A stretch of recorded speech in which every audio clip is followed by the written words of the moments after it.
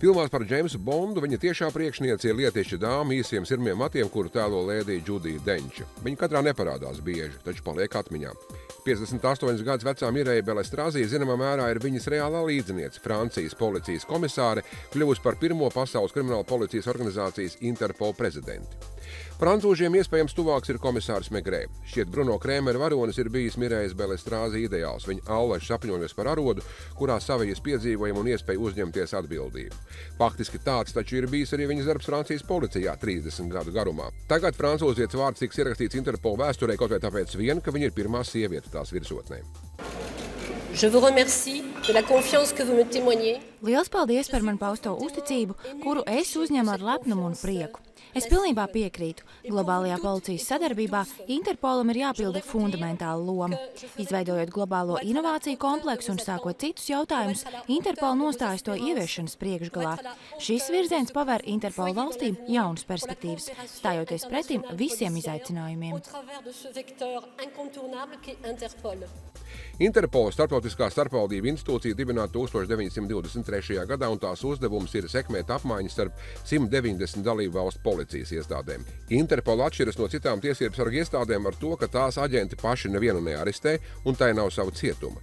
Tā pilda administratīvo saikni starp dalību valstu likuma sargiem, nodrošinot mijiedarbību un informācijas bāzi. Tas ir ļoti svarīgi starptautiska mēroga noziedzības apkarošanā, kad dažādo valstu policistu sadarbību apgrūtina valodas, kultūras un birokrātiskās barjeras. Franču komisārei nebūs jāpamet dzimteni, jo Interpol štābs ir turpat Francijā. Piedevām Lionā, kur sākās viņas sekmīgā karjera. Viņa bija viena no 8 sievietēm, kas 1976. gadā absolvēja Francijas Nacionālo policijas koledžu Lionas priekšpilsētā, kur aizveda franču policistes gaitas pēc koledžas. Viņa vadīja bandītismu apkarošanas vienību Bordeaux, paaugstināt par divīzijas komisāru, tika komandēta uz Korsiku, kur toreiz plosījās organizētā noziedzība. Vadot tiesiskās policijas Ajačo nodaļu, viņa lietpratīgi rīkoja operācijas pret Korsikas pagrīdniekiem, nacionālistiem un nebaidījās kritizēt arī priekšniecību, iekšlietu ministriju, kas mīļā miera labad rīkoja ar korsikāņiem slepenas sarunas.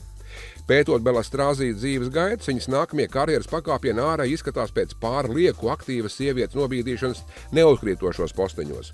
Pēc nemierīgās Korsikas seko darbs tiesiskās policijas nodaļā Montpellier, tad 33 gadu vecumā mākslas darbu zādzību apkarošanas centrālā biroja priekšnieces postenis. Darba holisms un neatlaidība aizved viņu pat uz Japānu, kur izdevās uziet 4 nozaktās slavenā 19. gadsimta franču meistara Žana Batista Kamila Koro gleznas. Vēl pēc pāris gadiem Belestrāzī vadīja 7 nozaktu impresionistu gleznu atgūšanu. Šķietami miermīlīgs, bet rezultatīvs darbs arhīvu, muzeju un antikvāru putekļos vairoja viņas reputāciju ārpus Francijas.